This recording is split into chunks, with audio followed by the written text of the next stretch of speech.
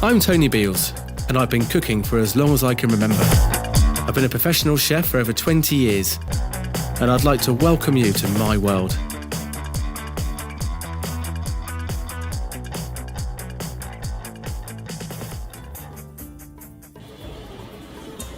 Hello, welcome to our September recipe of the month. So quite simply today, the dish is called Hake and Chorizo, and that's served with a nice summer bean fricassee.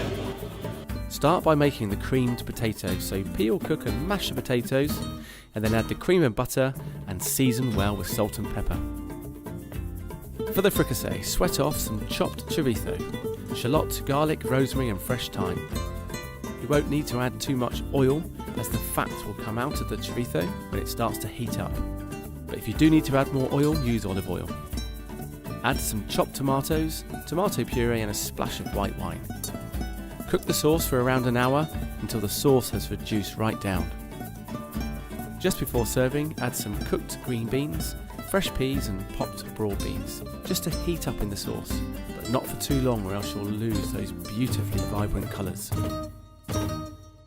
Cut the hake into decent sized fillets and top with homemade black olive tapenade, and then roast in a hot oven for about 4 to 5 minutes, depending on how thick the fish is.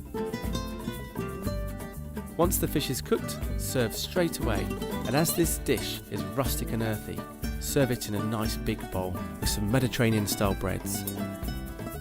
I love the simplicity of this dish, and I love to use local sustainable fish as well. So I hope you've enjoyed the dish this month, and I look forward to seeing you next time. To see the full recipe, please visit our website.